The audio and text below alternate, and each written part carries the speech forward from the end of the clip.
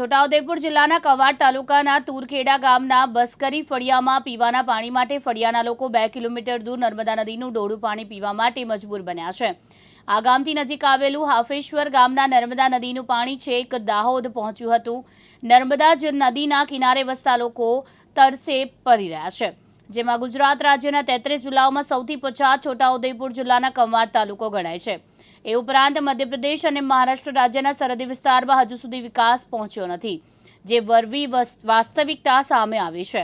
Quad તાલુકાના હાફેશ્વરથી નર્મદા નદીનું પાણી પાઇપલાઇન મારફતે છેક દાહોદ સુધી પહોંચાડવામાં આવ્યું છે, પરંતુ હાફેશ્વર જૂથ ગ્રામ પંચાયતના તુરખેડા ગામના બસકરી ફળિયામાં નિવાસ કરતા 30 પરિવારના 125 જેટલા પરિવારોના સભ્યો અને પશુઓ પીવાના પાણી માટે ફાંફા મારી રહ્યા છે।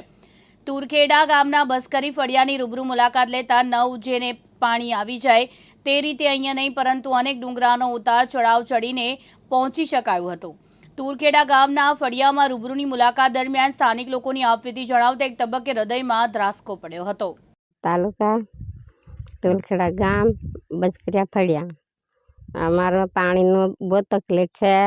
નર્મદા કિનારેથી નો લાવીએ ને વાટે બેહતા બેહતા અડધો ડુંગર ચડે બહીએ, પાણી પીને પાછા ચડીએ તો પાછા ઉપર ચડીને બહીએ તો પછી ઘેર આવીને આવતા થાકો પીએ પછી કામ કરીએ। આમ ભારી તકલીફ છે અમારે પાણીની ને અમારે નિહાર જોવે ને રસ્તો જોવે, 3 વસ્તુ જોવે। 1 કિલોમીટર ડુંગર ઉપર આવીએ, આમ ઉપર પાણી લઈને ચડવાનું। નર્મદા નદી ઉપર ડુંગર ઉપર ઘર છે, ત્યાંથી પાણી લાવીને પીએ નર્મદાથી। 2 કિલોમીટર સરકાર અમને પાણીની સુવિધા કરી એટલું અમને જોવે। શું નામ? જયંતીબેન।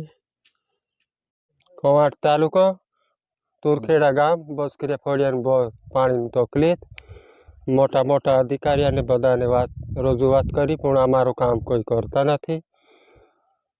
બહુ તકલીફ પાણીની, 2 કિલોમીટર પાણી લાવી નર્મદાથી પીએ, પણ બહુ તકલીફ છે। અમારું કોઈ કામ નહીં કરતા મોટા મોટા અધિકારીઓ।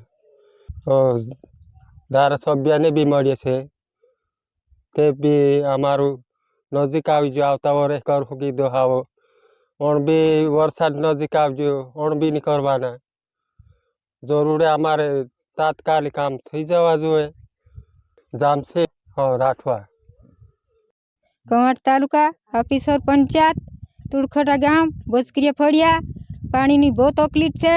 રોજ રોજ આમ વાત કરીએ, બાકી કશું કરી આલતા નથી। આમ બધી બેની જીન નર્મદાથી પાણી લાવીએ, છોકરાને રાંધી ખાવડાવીએ, નાવા ધોવાનું નર્મદા બધું આવું સગવડ આમ કરીએ। એવી તકલીફ આમ કરીએ, બધાને આમ વાત કરીએ, બાકી કોઈ સગવડ નથી કરી આલતા અમને।